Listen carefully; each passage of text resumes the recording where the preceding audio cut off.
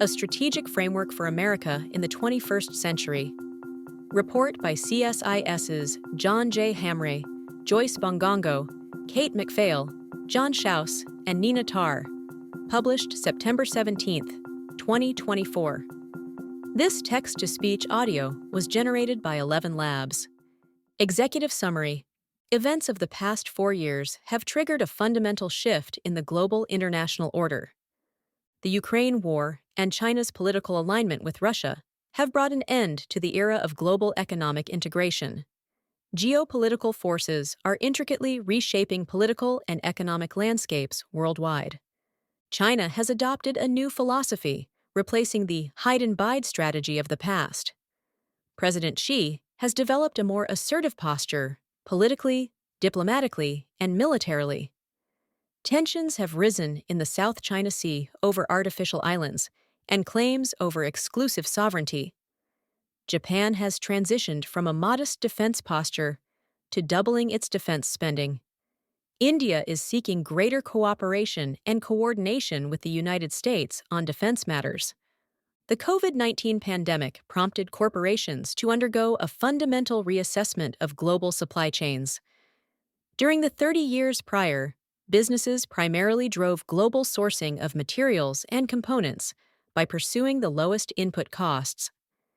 In the post-COVID era, the reliability of supply has become an equally important factor in these decisions, causing a shift or a duplication of supply chains as hedges for the future.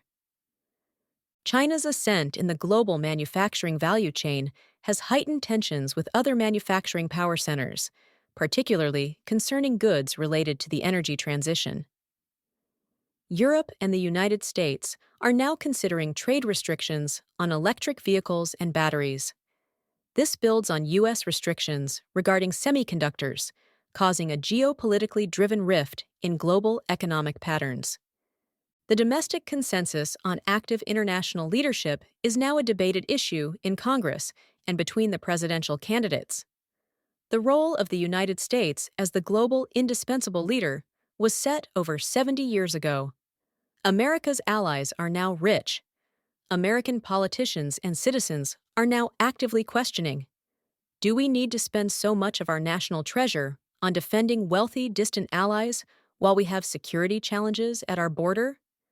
What is the true value of American international political leadership? Global South countries, defined here as countries with low-income economies, generally in the Southern Hemisphere, question the value to them of blindly following the so-called Washington Consensus. Joining the Western-dominated international political and economic order hasn't accelerated their development. China offers a compelling alternative model and resources to boot. Modest burdens, enormous benefits. The centerpiece of America's long-term strategy was to build an operating international order that was based on 3 pillars.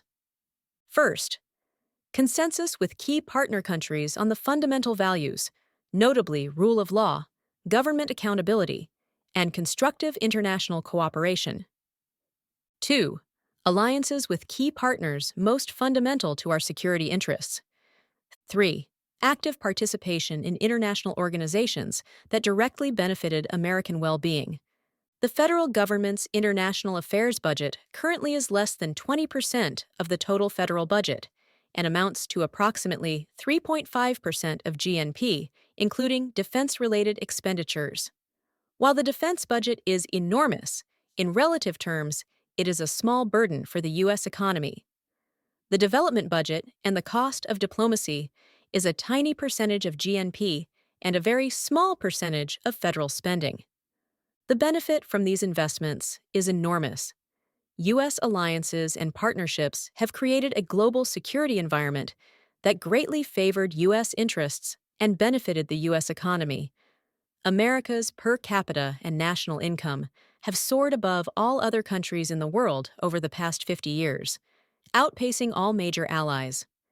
Collectively, with our allies, we dwarf the income capacities of opponents, despite the burdens of international leadership. The United States and Europe primarily set the norms for most global industrial standards, ensuring market access for American products.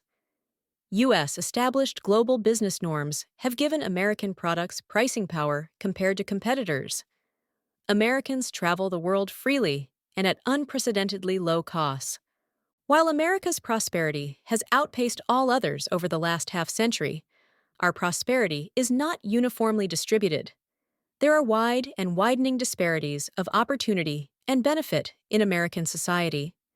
If the United States is to secure a stronger future, it must address these disparities.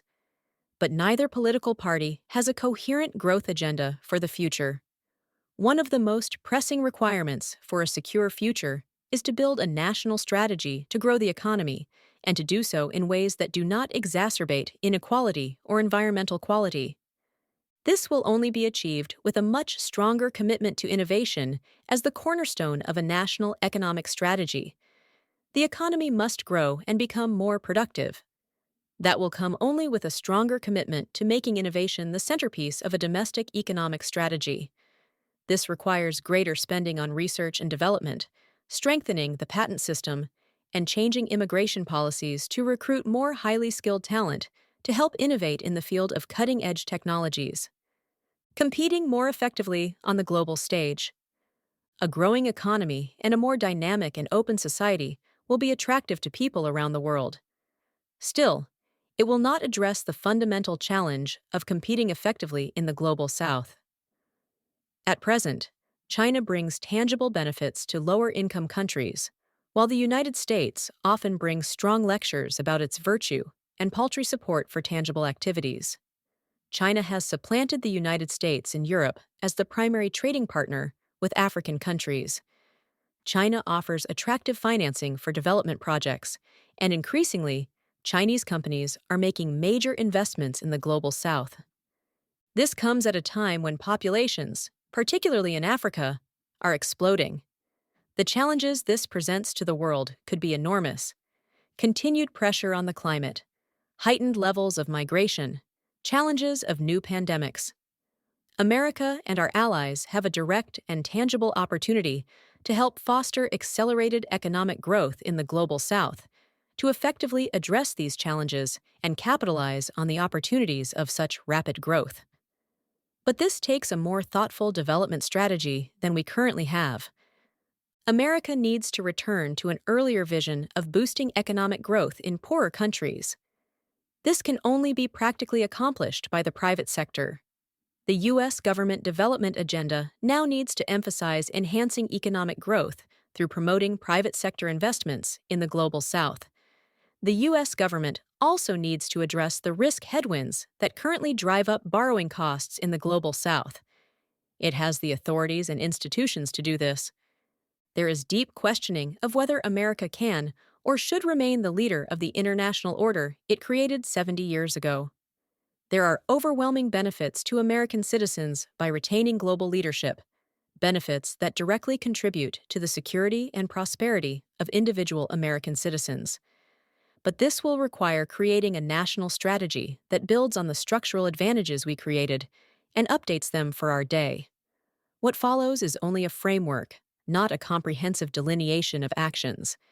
It does contain sufficient specific recommendations for initial implementation. At its core, it requires a consensus that it is fundamentally in America's self-interest to again welcome the burden of global leadership. Read the full report on csis.org.